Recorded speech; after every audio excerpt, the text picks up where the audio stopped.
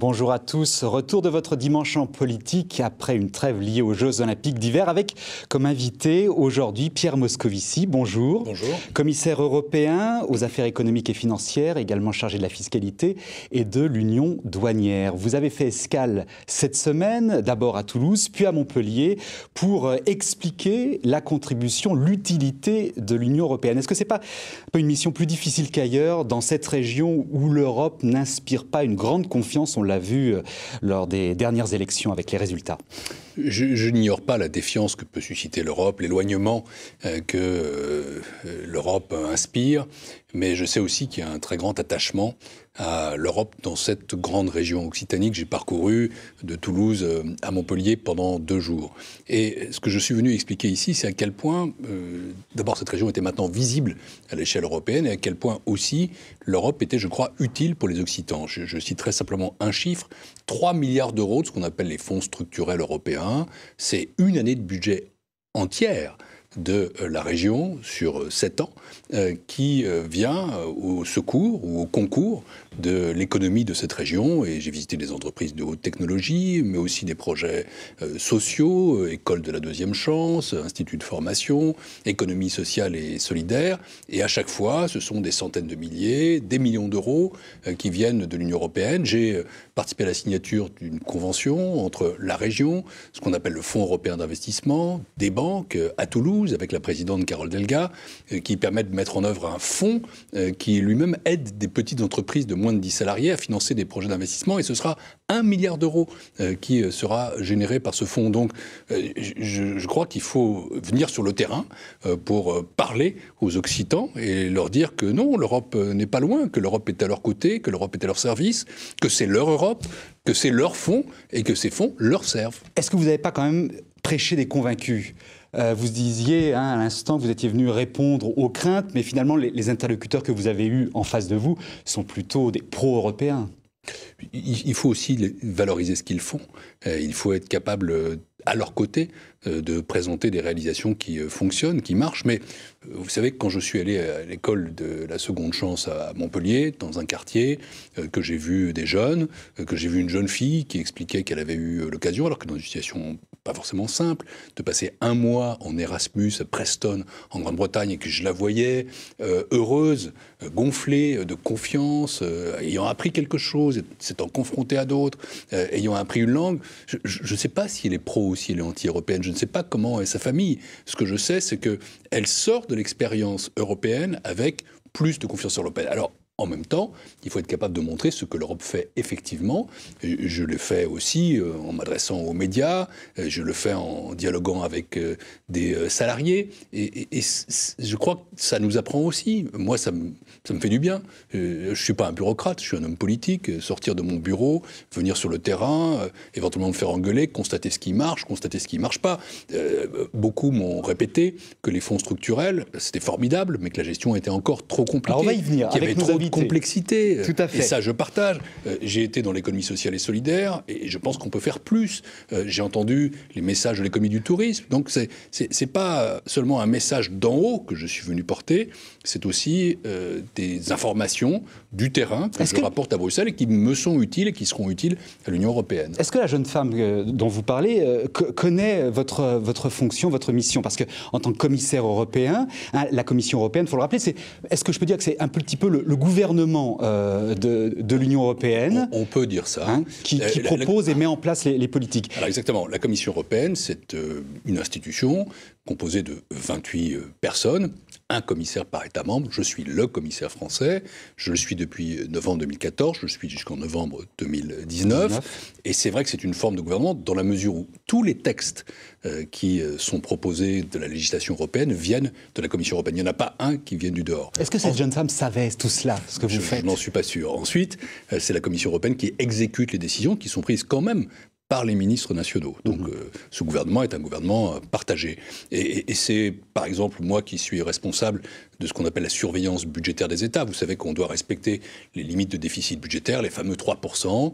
Eh bien, c'est ma fonction à la Commission que de rappeler avec douceur, avec subtilité, avec flexibilité aux États membres que c'est leur intérêt de réduire leur déficit et leur dette. C'est aussi moi, par exemple, qui propose toutes les mesures de lutte contre la fraude et l'évasion fiscale, qui ai proposé la création d'une liste noire de paradis fiscaux, qui vais proposer dans un mois une fiscalité du numérique pour que les grandes entreprises, ces fameux GAFA, Google, Amazon, Facebook et Apple, soient imposées en Europe, là où elles créent de la valeur et des profits. Alors ça, donc oui, c'est un job qui est un peu celui de ministre des Finances de l'Union européenne.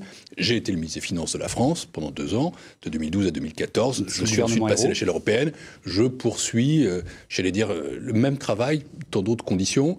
Mais pour moi, qui suis un homme politique, je le reste, un responsable politique, venir sur le terrain, c'est précieux parce qu'il faut encore une fois pas se laisser enfermer dans ces bâtiments qu'on voit derrière, les bâtiments du Berlaymont. Je ne vois pas Bruxelles comme une bulle. Et en effet, mon rôle n'est pas d'être l'ambassadeur de France à Bruxelles.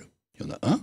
C'est d'être l'ambassadeur de l'Union européenne sur les territoires, et notamment sur les territoires de mon pays, ceux que je connais le mieux. Il se trouve que je connais très bien Montpellier, où j'ai vécu et travaillé il y a longtemps. Alors on a vu que ces escales, ce Tour de France était accéléré depuis 2016. Vous venez de plus en plus souvent. Toulouse, Sochaux, Rennes au début février. C'était une demande du président de la Commission, Jean-Claude Juncker, que les commissaires soient plus présents, incarnent plus l'Europe sur les territoires. En fait, j'ai déjà fait beaucoup de régions, mais c'était dans une configuration ancienne. On sait que la géographie des régions a changé. Par exemple, je suis en Occitanie. Et l'Occitanie, c'était avant Languedoc-Roussillon et Midi-Pyrénées. Donc, j'ai voulu prendre en compte cette nouvelle réalité. Cette fois-ci, en y passant 2 jours. Un jour autour de Toulouse, un jour autour de Montpellier, parce que ce sont 2 réalités qui deviennent une seule, en fait. Mais c'était une demande de Jean-Claude Juncker que vous soyez plus présent ? Le président de la Commission nous a toujours demandé d'aller sur nos terrains, sur nos territoires. Ce qui est vrai aussi, c'est que, bon, maintenant, les élections présidentielles sont passées, que c'était un petit peu délicat d'aller parler pendant une période électorale, et que maintenant, je peux accélérer, tout simplement parce qu'il y a en France une stabilité politique qui s'est installée, et donc on peut travailler avec peut-être un peu plus de sérénité. Très bien, merci. Avant de passer à la deuxième partie de l'émission, avec un débat et des invités, je vous propose de voir comment s'incarne l'Europe sur le terrain au quotidien. On la retrouve dans le financement d'activités aussi différentes qu'un moulin à farine, des smartphones recyclés ou un trampoline géant. Petite illustration d'une aide européenne à l'Urban Park créé à Lez dans le Gard, et puis on reparle de ces fonds avec nos invités dans quelques instants. Un pur concentré de culture urbaine sur 1000 m², c'est ça l'Urban Park d'Alès, un lieu unique en France. Dans cette ancienne usine désaffectée par tout temps, on peut pratiquer roller, skate, acrobranche, coût de l'installation 320 000 €. L'Europe a apporté 78 000 € de subventions, un sacré coup de pouce pour les porteurs du projet. Ça nous a tout simplement permis d'investir dans une nouvelle activité qui est le trampoline géant qu'on voit là-haut. Donc c'est un grand trampoline d'à peu près 70 m² qui rebondit, qui est perché à 4 mètres du sol. Donc c'est une activité pour les enfants à partir de 3 ans qu'on a pu acheter en plus, en partie grâce à cette subvention. Si l'Europe finance un quart des investissements, il a fallu du temps et de l'énergie pour décrocher ces subventions, même avec l'aide d'Alès Agglo et de la région. C'est pas facile, c'est énormément de paperasse administrative, bon, ce qui en soi est normal, enfin je veux dire c'est de l'argent public, mais c'est vrai qu'il faut vraiment être très tenace. Et il faut être patient aussi, parce que ce qu'il faut savoir c'est qu'il faut en fait avoir la trésorerie pour préfinancer ces subventions, puisqu'elles ne sont versées que sur la preuve des dépenses en fait qu'on a réellement faites. Visiblement, le jeu en valait la chandelle. Urban Park, c'est 4 emplois permanents, 12 000 entrées en 2017. Et au final, pour l'Europe, de l'argent bien placé. entre l'Europe et la région. Quel rapport? Un mariage de raison ou une véritable union?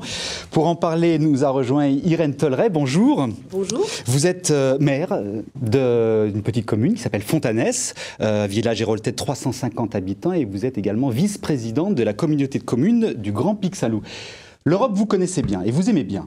Oui, parce que d'abord je suis europhile par nature et nous avons monté au niveau de la communauté de communes du Grand Pic-Saint-Loup une candidature pour utiliser une partie d'un fonds européen qui s'appelle le FEADER en local. Et donc je préside ce groupe d'action locale qui gère ce fonds européen. Alors qu'est-ce que c'est que le FEADER? C'est le fonds européen pour l'activité rurale et agricole en gros. C'est ça. C'est ça. Est-ce que vous avez rencontré les mêmes difficultés que la jeune femme qui était dans le reportage, c'est-à-dire une complexité? Alors, comme tout dossier de subvention, on monte avec des taux d'intervention à 64%, ce qui fait que les dossiers sont à 80% systématiquement. Il y a beaucoup d'argent public en jeu, donc il y a des règles.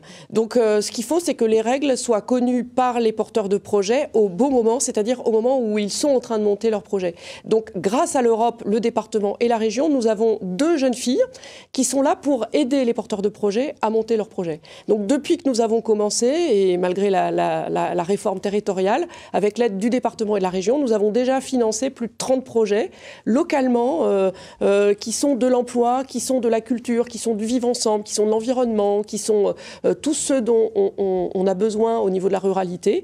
Et ça s'est fait assez simplement. Alors je vois M. Moscovici sourire parce qu'effectivement, on voit bien l'efficacité de l'Europe, l'aide qu'elle peut apporter aux petites communes. Mais en revanche, il y a quand même un petit bémol. Oui, alors il y a beaucoup de bémols. Donc déjà... au niveau de la communication, franchement, je vous parle très du fond du cœur. L'année prochaine, il y a des élections. Si on veut que les électeurs viennent voter, il faut qu'ils se rendent compte que l'Europe est dans leur quotidien. Or, aujourd'hui, pour tout ce qui est la communication sur les dossiers européens, on est seul. C'est-à-dire que les régions qui sont autorités de gestion, et hier, vous avez fait une conférence avec Carole Delga. Derrière Carole, il y avait 2 énormes kakémonos qui parlaient Occitanie, région Occitanie. Derrière vous, il y avait un drapeau qui n'était pas étendu. Et donc, les citoyens ne font tout simplement pas le lien entre un urban park et le fait que ça fait partie d'une stratégie d'application de politique européenne. L'Europe se vend très mal. Ah bah c'est le moins qu'on puisse dire. Alors là, je crois que plus mal que ça, je ne sais pas si ça existe. C'est une discrétion totale. Je vais faire 2 réflexions. La première, c'est sur les fonds structurels. Il faut savoir que ces fonds, pendant longtemps, étaient des fonds délégués par l'Union européenne aux États. Et puis, petit à petit, on est arrivé à une déconcentration, c'est-à-dire qu'aujourd'hui, ce sont les régions qui gèrent ces fonds, et je pense que ça va beaucoup mieux, que la simplicité, évidemment, a des limites, parce qu'il faut que les fonds publics soient correctement affectés et vérifiés. Il y a encore des simplifications à faire au niveau européen, parce que nous demandons, nous, aux régions, peut-être un peu trop de détails, nous ne leur faisons pas encore suffisamment confiance. Quand je dis nous, je parle de l'institution, mais je pense que cette déconcentration était vraiment bienvenue. Ça, c'est la première chose. La deuxième, c'est sur la communication. Je partage totalement le diagnostic, mais je voudrais y faire un bémol. C'est que ça n'est pas forcément à l'Union européenne de communiquer sur ses réalisations. Vous savez, l'Union européenne, je vais dire une chose qui va surprendre ceux qui nous écoutent, ou regardent, une petite administration. Il y a 33 000 fonctionnaires à Bruxelles pour 550 millions d'Européens. Il y en a 40 000 à Paris pour 2 millions de Parisiens. Donc vous ne pouvez pas être partout. Il y a 160 000 fonctionnaires au ministère des Finances. J'étais ministre des Finances à Bercy. Je ne régnais pas, mais je dirigeais 160 000 fonctionnaires. On ne peut pas être partout. Et c'est vrai que j'ai vu des tas de réalisations qui étaient financées par l'Union européenne. Je suis allé dans une école de la deuxième chance, 400 000 euros qui venaient du FEDER. Je suis allé à l'IRFA Sud, formation pour adultes, 400 000 euros encore. Je suis allé à Realis, un pôle d'économie sociale et solidaire, 2,5 millions d'euros sur un investissement de 10 millions. Et à Realis, il y avait la plaque. Mais cette plaque-là, ce n'est pas nous qui pouvons la faire, ce n'est pas l'Union européenne. J'ai envie de dire que c'est à vous aussi de vous approprier l'Union européenne et que quand un projet est cofinancé par l'Union européenne, il faut l'afficher comme tel. Et non, à Bruxelles, on ne peut pas savoir par définition tout ce qui est financé, ne serait-ce que pour une raison simple, c'est qu'en effet, maintenant, c'est déconcentré. Donc, heureusement, on ne va pas vérifier de manière tatillonne chacun des projets que vous financez. Cette communication, elle doit être générale. L'Europe, ce n'est pas Bruxelles. L'Europe, c'est nous tous. Et si on veut faire aimer l'Europe, il faut qu'on s'y mette tous. Alors, il y a des collectivités qui s'en sortent mieux que d'autres pour justement arriver à obtenir ces fonds et les faire fructifier. Arnaud Moignet, bonjour. Vous êtes le maire de Beaulieu, c'était également dans l'Hérault, là une commune un peu plus importante, 2700 habitants. C'est plus difficile quand on est une petite commune que quand on est une métropole, pour se rapprocher de l'Europe. Assez, ouais. Bon, moi je suis également europhile, donc j'y crois. Et puis bon, je pense que c'est une histoire de génération, certainement. Je dois avouer que bon, c'est vrai qu'aujourd'hui les régions sont devenues autorités de gestion et s'occupent de capter ces financements. Mais c'est vrai que nous, collectivités, et moi qui fais partie de la métropole Montpellier-Rennes, très souvent je perçois que ces fonds sont captés également soit par les communautés de communes, soit par les métropoles. Et c'est beaucoup plus difficile pour la commune de pouvoir y accéder directement. Quant au montage des dossiers, on pourrait en parler. C'est assez compliqué parce que quand je regarde les objectifs 2014-2020 de l'Europe, donc de la Commission européenne, je regarde le développement des technologies, de l'innovation, de la recherche, mais également le développement rural, la compétitivité des entreprises. Je cherche toujours à voir quels sont mes projets qui pourraient coïncider avec les objectifs de la Commission. Et je dois avouer que très souvent, je me décourage parce que je me dis, c'est pas possible, ton projet coïncide pas. Et après, quand je reprends la lecture de tous les projets qui ont été financés dans ma région, je dis, mais c'est pas possible, eux, ils ont été financés et j'aurais pu le faire. Donc, alors qu'il y a beaucoup d'argent, 960 milliards d'euros, le budget européen pour cette stratégie 2020, 2014-2020, 28 milliards pour la France. Il y a quand même de quoi faire. C'est colossal. Et 3 milliards. Et 3 milliards pour la région Occitanie. Tout à fait. Très souvent, ajoutez à ça d'ailleurs 3 milliards d'euros qui viennent de ce qu'on appelle le plan Juncker, qui est un nouveau plan d'accélération d'investissement pour des entreprises, des grandes, des petites, des moyennes, des très petites. Le fonds que j'évoquais, qui était lancé, le fonds Foster à Toulouse, c'est ça. C'est des très petites entreprises, c'est 80 millions d'euros qui viennent de l'Union européenne, du Fonds européen d'investissement, 60 millions de la région qui génèrent 1 milliard d'euros d'investissement dans des toutes petites boîtes. Alors ça fait beaucoup d'argent, mais... Ça fait beaucoup d'argent, mais c'est vrai, c'est des dossiers quand même qui sont relativement compliqués, sincèrement, même si les règles sont très clairement établies. Je remarque le formidable travail qu'a fait la communauté de communes du Pic Saint-Loup et à travers le maire de Fontanès. Vous avez pu embaucher 2 personnes, mais c'est vrai que pour des collectivités comme les nôtres, il nous faudrait des coordonnateurs, des personnes qui puissent gérer ce type de dossier, parce qu'il y a quand même des clés. C'est quand même des choses très très spécifiques pour l'avoir connu dans le monde de l'entreprise. Je ne vous cache pas que c'est quand même très administratif. Vous savez, on est sur des modèles, nous, on demande des subventions pour un projet au département, État, région. On présentait un projet, on avait presque les subventions automatiquement. Avec l'Europe, c'est pas du tout pareil. Je crois qu'il y a une réflexion qui doit être menée au niveau territorial, qui est une réflexion sur la mutualisation, qui est liée d'ailleurs à l'intercommunalité. Je ne savais pas que vous avez embauché 2 personnes, mais le message que j'ai passé tout au long de cette visite, c'est aux collectivités, si vous avez des gens qui sont affectés au montage de projets européens, certains peuvent penser que c'est un coût. Non, c'est extrêmement payant. Parce que vous allez justement pouvoir aider les collectivités, les communes, à monter des projets qui eux-mêmes vont générer des centaines de milliers, voire des millions d'emplois. Donc le retour sur investissement est très précieux. Et je crois que si j'ai un conseil à donner aux collectivités, c'est de s'outiller d'une façon ou d'une autre pour pouvoir en effet concourir au montage de projets, concourir auprès de la région, concourir directement auprès de l'Union européenne et de ces structures selon la dimension, la taille, l'ampleur du projet. Sachant que l'Europe intervient toujours en termes de cofinanceurs, c'est-à-dire qu'il faut déjà qu'il y ait un financement soit région, soit État. Voilà. Mais c'est exactement pour ça que nous, on a répondu à l'appel d'offres de la région pour monter une candidature au niveau de la communauté de communes, ce qui veut dire que la communauté de communes ou les communes peuvent être elles-mêmes un cofinanceur, et ça n'empêche que dans notre groupe qui décide, parce que c'est l'Union européenne qui nous fait embaucher ces personnes, qui nous les finance avec le département et la région, ça coûte 0 aux contribuables de la communauté de communes, donc c'est que du plus.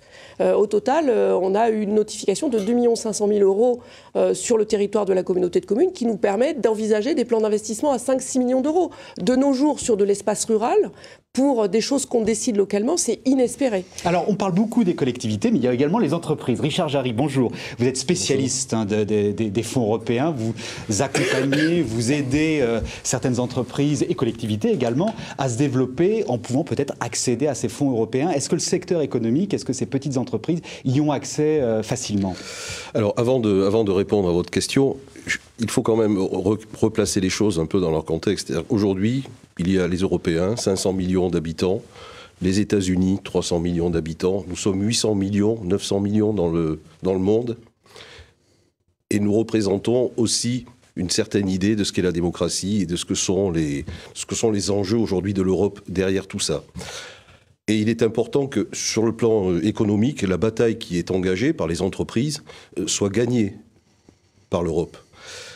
Et les fonds qui sont mis à disposition des entreprises aujourd'hui les entreprises ont été trop souvent tenues écartées. Je parle surtout des petites et moyennes entreprises qui constituent notre territoire au plus profond de nos vallées, de nos hautes vallées. Vous connaissez la région, Monsieur Moscovici. C'est important. On a des pans entiers de notre industrie qui sont effondrés.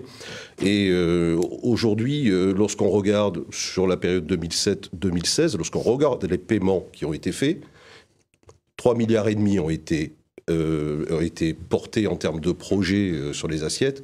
1,2 milliard ont été payés aux entreprises, les subventions ont été payées, mais sur ces assiettes, seulement 14% de l'assiette a été représentée par des projets portés par les entreprises et seulement qui n'ont perçu que 6% de financement. Donc en fait, c'est une réalité. Peu d'entreprises parviennent à accéder donc à un financement de l'Europe. Est-ce que c'est de la faute de l'Europe ou des chefs d'entreprise qui se tiennent trop éloignés? L'Europe, c'est pas une réalité statique. Il y a des choses qui se sont passées. Nous sortons d'une crise qui a duré 10 ans. Une crise économique qui est la plus importante que l'Europe ait traversée depuis la Seconde Guerre mondiale, en réalité. Ça va mieux. Ça va mieux. Ça va tellement mieux qu'aujourd'hui, l'Europe a une croissance à peu près 2,5% par an, comparable à celle des États-Unis, qu'on crée à nouveau sur notre continent des centaines de milliers d'emplois, que le chômage diminue. Et donc, moi, je m'en réjouis vraiment à tous égards, comme commissaire chargé des affaires économiques et financières. C'est mon job. Et j'ajoute que les déficits publics se sont fortement réduits, puisque la moyenne dans la zone euro est inférieure à 1%. Donc, nous avons des structures beaucoup plus saines. Mais l'Europe a pris conscience qu'elle ne pouvait pas rester uniquement un espace marchand pendant cette crise. Quand cette commission est arrivée aux responsabilités en 2014, elle a fait un constat qui était qu'il y avait un trou dans la raquette, qui était que l'investissement n'était pas suffisamment encouragé.